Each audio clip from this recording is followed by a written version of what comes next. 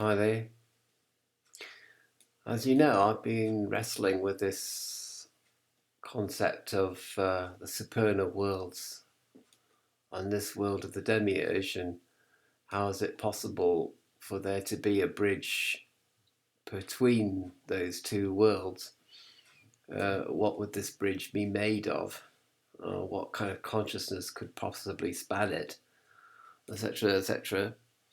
Um, So I was meditating on this recently, and this astrological symbol for Pisces came into my head. Um, so this represents the supernal worlds, the eternal supernal worlds, which is also the world that can be accessed within, but it exists as sort of heavenly realms, the realm of Keter, or the realm even beyond Keter itself, in Kabbalistic terms. So this is sort of, as it might be, a face looking that way. And this face looking the other way is the world of the demiurge, or Malkut, or the kingdom in Kabbalistic terms. And, they're not looking together. They're looking this way and that way. It's like they've got the back of their heads to each other. They're like Janus, the sign for Janus.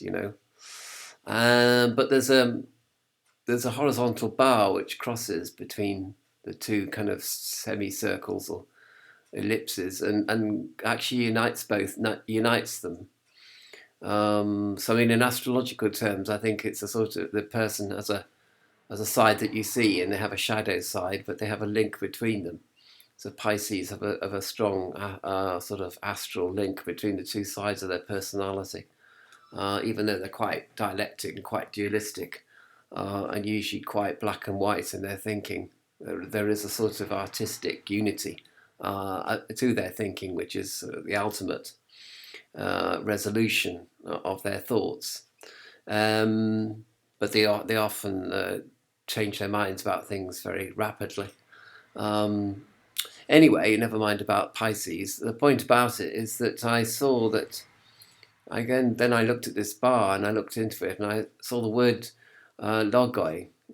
Actually, the letters logoi on the horizontal bar. The bar sort of ran through the letters logoi. And then so this side here on the left here, this is the demiurge. This is the Malkut, the kingdom, the dialectical world. And as you can see, Lamed rules this world. This world, the card is for justice or adjustment, or justies, I suppose, and Justina, the goddess ruling. And the thing about it is judgment, because the demiurge is very judging. We also look at the Marcion idea of the Old Testament God, Yahweh being a judgment God, a God of choice and a God of judgment, a God of crisis, as it were, crisis in the sense of the Greek word meaning judge, choice. So Lamed, we have kind of Libra here, as it were, quite a stern card. I mean, but also fair-minded. I mean, the energy of sulfur and Mercury and salt form a triangle, a sort of triangular dance of energy, as one energy transforms into another. But there also is a dialectic between sulfur on one hand and salt on the other. So you have salt and sulfur, and then you have salt. And so there's a part of the dialectical world, Lamed. I'm not quite sure where the sort of, I suppose this kind of O sound represents the four elements, and then G, which is Gimel, which is the path between Tipperet and Keter. So this is the high priestess, or the moon, and moon in its higher sense of the word, of aspiration and inspiration. So you've got Gimel, and then you've got you've got another repeat of the four elements here, the O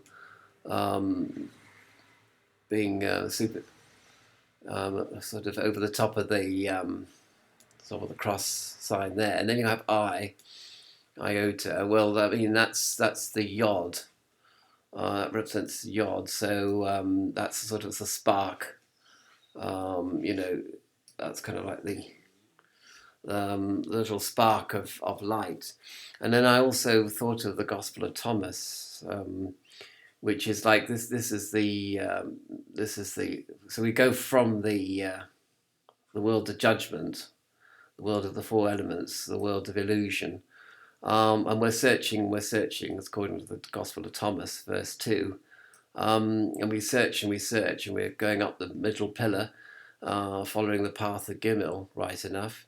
And then we come to Death, which is when we're dismayed, because we find that the ego cannot be taken with us. So the I am conscious, the ego consciousness is broken down actually by Death. It's broken down by the process of enlightenment, if you like to call it that, of transformation. It appears like you can't take your consciousness with you, which is what I was saying about the bridge. It isn't made, because the consciousness is made of the same stuff as the dialectical worlds.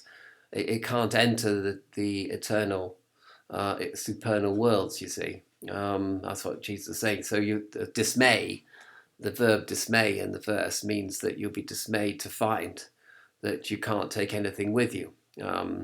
Just as a camel, easier for a camel to go through the eye of a needle rather than a rich man to enter the kingdom of God, sort of thing. So, but then you'll be astonished to find that there is a spark, the spirit spark, the soul consciousness actually does pass through the eye of the needle, and indeed the eye of the needle, is this little spirit spark will go straight through it, and the consciousness of which you have for your soul will indeed follow through. Now, whether it's the same consciousness as the eye consciousness you have now, as you are listening to this rather garbled message, I don't know.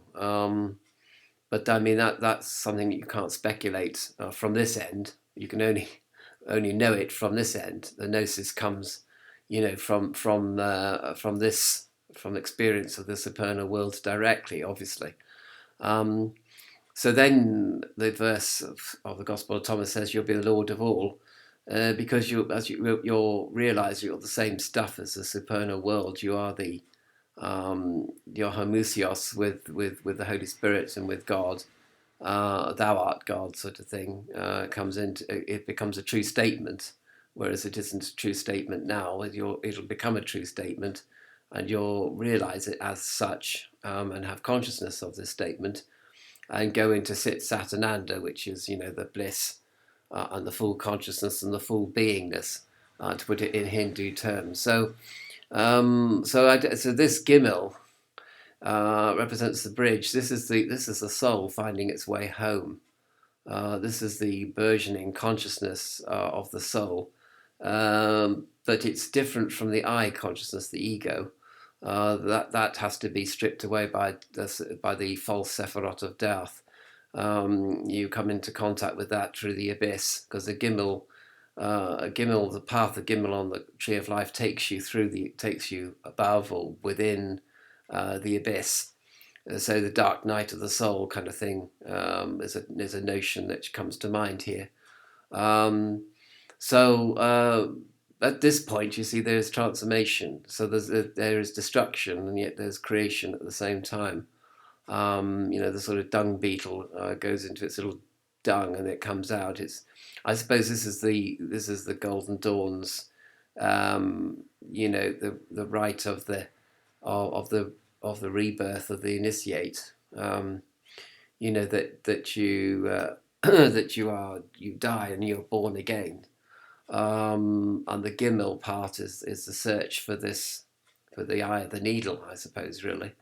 And you leave behind the burning city, and you're looking for the celestial city, to put it in sort of as Bunyan would put it. I mean, so I don't, still doesn't really answer.